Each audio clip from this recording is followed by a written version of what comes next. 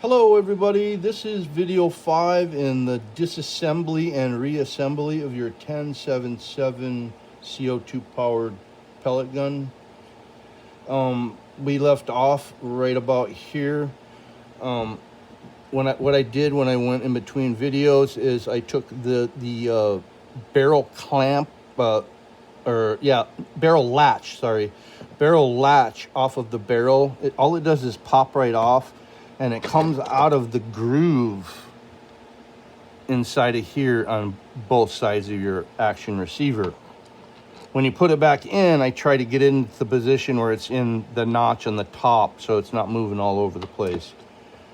For some odd reason, don't know, haven't been able to figure it out. Sometimes when you put these guns back together, that gets locked in place and you can't fix it any other way than taking it back apart and rearranging it a little bit and putting it back together. For some reason it fixes it. Don't know why. What I did with my barrel some time back is I used these sanding stones for my Dremel tool, and I rifled the entrance and the exit of my barrel with those. But the problem with that is it leaves it kind of rough. So then I had to go back with polishing compound and these wool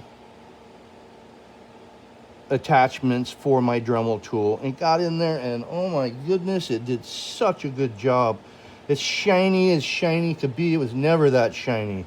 So now I'm not going to have any problems with burring on the entry or the exit with my pellets out of my barrel, and it's rifled like a professional would do it. All right.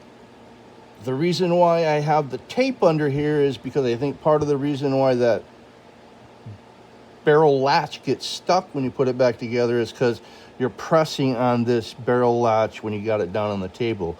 Usually I put it off the edge of the table to about here so it doesn't touch, but I can't do that while I'm doing the video because you wouldn't be able to see what I was doing. Next, what I'm going to do is just put a little bit of oil on some of these cleaning pads right here, make it saturated pretty good.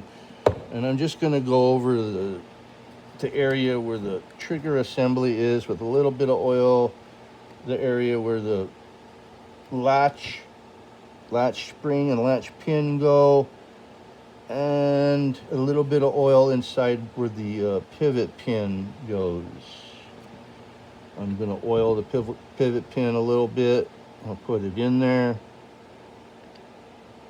I'm going to oil the latch pin just a little bit on the end, and I'm going to put it in there. Then the next thing that goes on is the latch spring, and it goes on exactly like this, with the long part of the spring towards me and towards the back of the gun. So you slip it on that latch pin. Then you take your latch and you put your latch with the long part down on the outside of that spring. You got to lift it up a little bit and get it past that ledge right there. If I can point to that ledge, there's a little ledge right there. It goes behind and it sits in there so that when you go to reassemble or disassemble the gun, it doesn't spring out on you. Okay, we got that part back together. Now I got my modified hammer. I'm not suggesting that anyone do this. If you modify your gun in any way, shape, or form, you can damage the gun. I have a lot of parts, so if I damage the gun, I can fix it. All right, I have the hammer, and I'm trying to, it's kind of hard to see it. Oh, I might have got it. And you slide it right in place right there. I have my rolling pin on there already. Those things will roll into a corner and you will never find it. I think that's why they named it a rolling pin. All right. Now, in order to get that spring on, you got to use like a little screwdriver or something of that nature. And you grab hold of that spring and you put it on there. And then you put your thumb over it and pull the screwdriver out. That way it stays in place. All right. We got it that far. We got our latch in. We got our hammer in. We got our rolling pin on there. We're golden grams here, man. All right, next what I want to do is put in the valve assembly and the CO2 piercing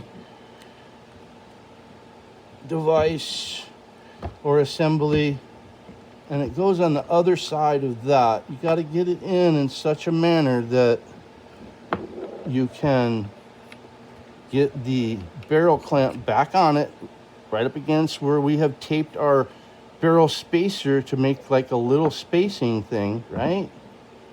Now we grab our Allen wrench and we make sure it's all the way up against there. You don't want to get this back together to where it won't fit in the stock correctly. And I think that is right about there is where we're going to run out of time for this video. And we'll see you back for video 6. Thank you.